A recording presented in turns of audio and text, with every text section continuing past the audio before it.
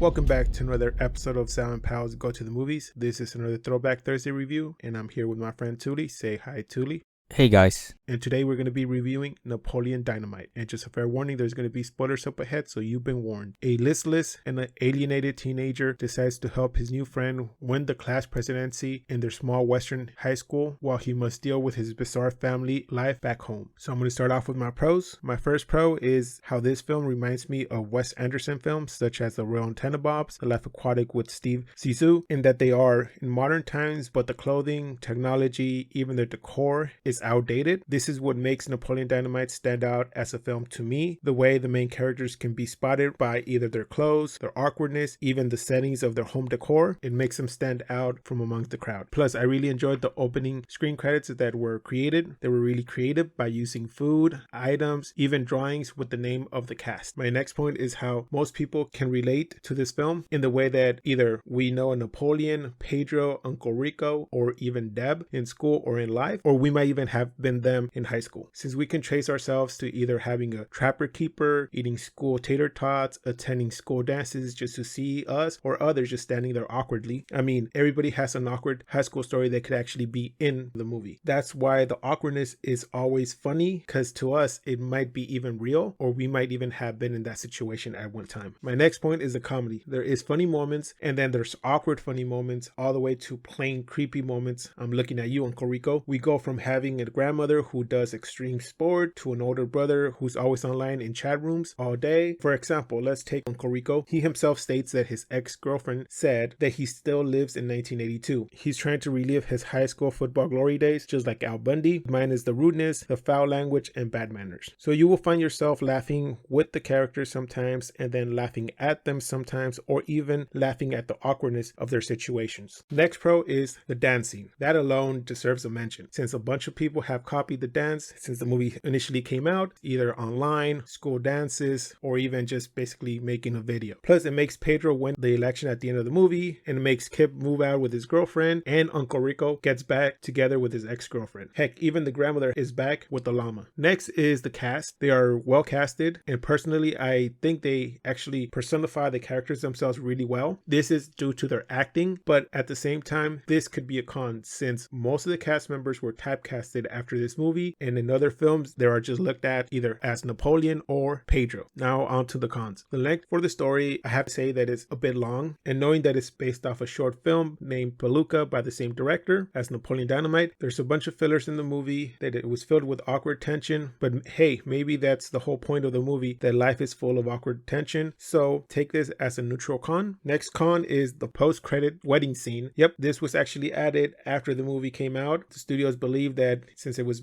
a hit, they decided to go back and shoot and putting it onto the movie, so that way people can actually go back and double dip on the movie and go back for seconds. Now, my last con is Uncle Rico and his creepiness. Okay, so let's take the scene when Uncle Rico is driving and he rides up to Trisha and her friend Summer. The words that he says to them and the way he looks at them, it kind of rubs me the wrong way, in that he's a really creepy guy. So in that sense, Uncle Rico is a little creepy to me. So I guess with that, I'm going to pass it on to my friend Touly and see how he saw this movie and what grade he gave this movie. Overall, I thought the movie was good. I thought it was pretty steady throughout most of the film in terms of not getting too high but not getting too low, which I think equivalates to the sort of mood or vibe that the movie was going for. It had this sort of mellow tone to it where a lot of the situations that you would think some of these characters are in would behave a certain way because they're going through certain things. It's not exaggerated or brought to light in a way that you would expect, say, in a film that is about, for example, a high school teenager. I think there are plenty of examples of high school teenager films out there where, you know, if a character goes through a breakup or if they're in a competition, that you see these characters have this sort of energy to them so that you can see how they feel, say, when a character really feels the aftermath off if they end up losing in the competition, or like I said earlier, if the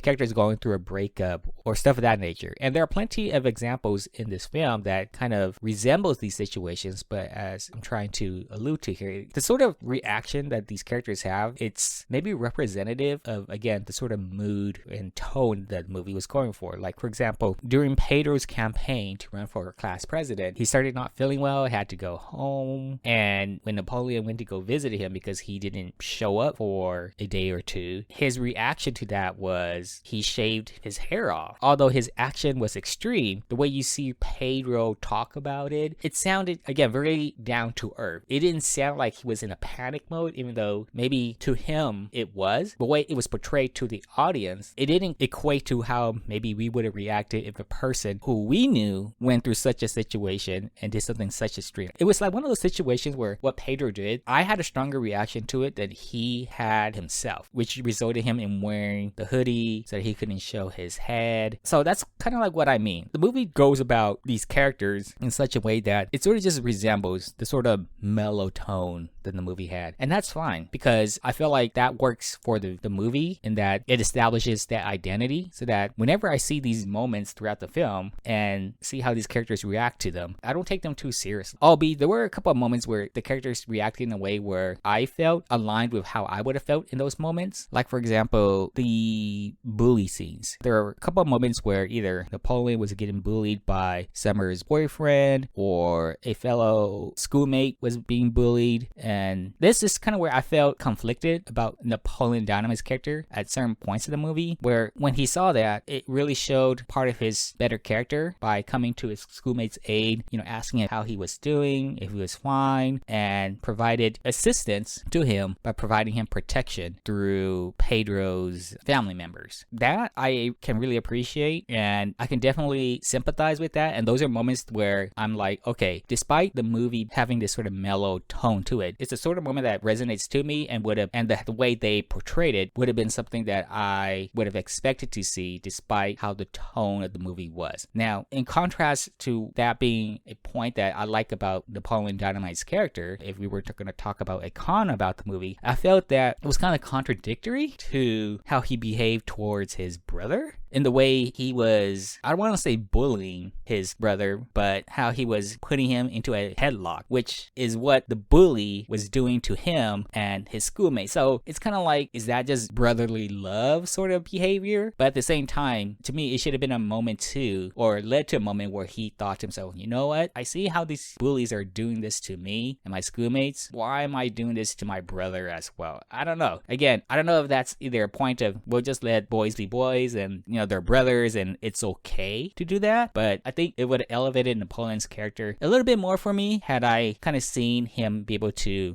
put one and one together and probably treat his brother, who is also going through his own struggle, in the same way that he would empathize for his schoolmate being bullied. As far as the uncle goes, I guess I could say this for a lot of the characters too, in that a lot of the scenes that these characters were in, it felt very, I don't want to call it segmented, but it felt like a bunch of skits put together. Like, for example, like Deb, why did she suddenly felt the way she did about Napoleon? Like, why did Pedro suddenly had an interest to run for class president? I don't think it was just as simple as, oh, I see a flyer, hey, it's time to run for class president. I felt like there has to be a reason behind that decision, and I wanted to know what that reason was. So it's stuff like that I think they could have done a little bit more in terms of the characters. Again, I'm okay with it because it just reflects the identity of the film, but maybe sprinkle in a scene or two to just get some of these characters more layered so that I understand why it is that they're doing what they are, because I'm more a proponent of show me versus just tell me all the time. But overall, like I said, I still like the film, and I'm going to give the movie a 7.5 out of 10. I agree with Touly. I saw this movie as not a copy as a Wes Anderson style, but its own style, but it just gave me this vibe that I've seen this before, and I'm a big fan of Wes Anderson movies, so to me it just felt like it was a familiar film. Like Touly said, I enjoyed watching it. The awkwardness of the characters did play into the film that kind of didn't bug me, but it's still kind of like it just there and I noticed it, but it was part of the characters. Like Touly says, I would have liked it if they did could explain a little more, but since they didn't explain it, it didn't really take away from the film, but it would have been nice if they did. The film just follows these characters for a certain period, and there's nothing really special about it, but at the same time, it's realistic, and there's no big development like Napoleon's life has changed forever. Yes, things changed. His brother moved away, Uncle Rico got back with his girlfriend and stuff like that. Things did happen, but to Napoleon, it's just another day. And that's what I saw in this film, and it just made me feel that I enjoyed it, but I really can't put my finger on it and say this is the reason. Like Touly, I'm gonna give it a 7.5 out of 10. So I guess that does it for this review of Napoleon Dynamite. Please join us next time where we're gonna review Labyrinth. Goblin King, wherever you may be, take this child of mine far away from me. Oh, that's not it. Excellent. That rubbish. It doesn't even start with I wish. Please like, comment, and subscribe. You can find our social media links below. And like always, keep watching movies.